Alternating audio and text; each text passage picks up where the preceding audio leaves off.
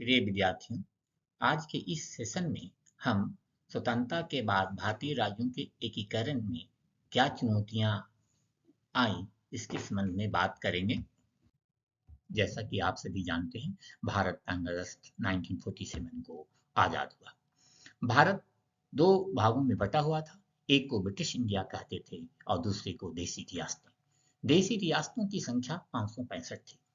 British India वह भाग था जहां ब्रिटेन का प्रत्यक्ष शासन था, जबकि देसी रियासतें वह भाग था जहां भारत के देसी राजा शासन करते थे। देसी रियासतें ब्रिटिश संप्रभुता के अधीन थी। देसी रियासतों ने ब्रिटेन से सहायक संधि कर रखी थी। इसके तहत संप्रभुता तो ब्रिटेन की थी, परंतु देसी राजा अपने क्षेत्र में शासन करने के लिए स्वायत्त थे। जब भारत में दो प्रमुख पार्टियों ने आपस में भारत को एक रखने में पर सहमति नहीं बनी, मुस्लिम लीग जहां भारत के विभाजन पर अड़ी हुई थी, वहीं कांग्रेस भारत को एक रखना चाहती थी।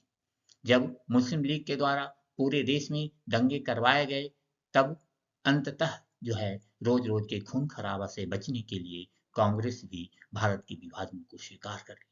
ज्यों ही दोनों पार्टियां इस पर सहमति बनी, त्यों ही ब्रिटिश सरकार ने माउंटबेटन योजना के तहत 3 जून 1947 को योजना जारी की, जिसके तहत कहा गया कि ब्रिटिश इंडिया का दो भागों में विभाजन होगा। एक भारत कहलाएगा, दूसरा पाकिस्तान।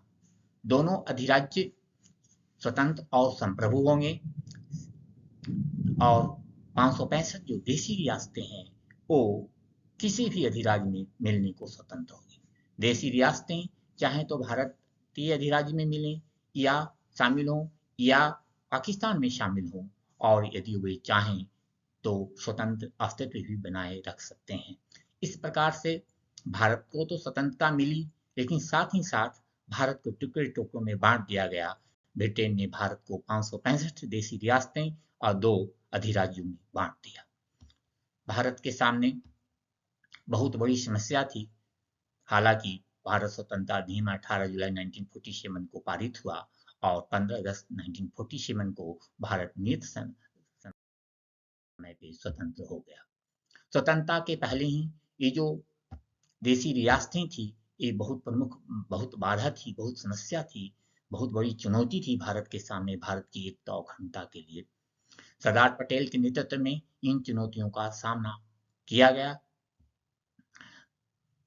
हमारे नेताओं के सामने, हमारे नेतृत्व के सामने 3 प्रमुख मुद्दे थे जो भारत के एकीकरण में बाधा डाल रहे थे। पहला, बहुत सारे देसी रियासतें स्वतंत्रता की मांग कर रही थी। वो चाहते थी कि अपना स्वतंत्र अस्तित्व बनाए रखें।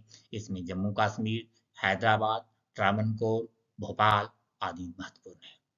इसके साथ ही कुछ ऐसी रियासतें थी जो हिंदू बहुल थी या भारत के साइड में थी, परंतु पाकिस्तान के साथ एकीकरण करना चाहती थी, जिसमें जूनागढ़ या जोधपुर का नाम प्रमुख है। साथ ही जो देसी रियासतें थीं, वहाँ की प्रशासनिक व्यवस्था भारत से बिल्कुल अलग थी। वहाँ की व्यवस्थाएं, चूंकि कल्चर अलग था और कानून अलग थे, उनको प्रशासनिक रूप से भारत में एकीकरण करना मुश्किल काम था। हालांकि हमारे नेताओं की दूरदर्शिता ने और इसे सही से भारत में मिलाने में महत्वपूर्ण भूमिका निभाई, और इस प्रकार से विलय के रास्ते में जो चुनौतियां थी, 3 चुनौतियां, ये तीनों चुनौतियां दूर हुई और भारत की एकता और अखंडता सुरक्षित हुआ।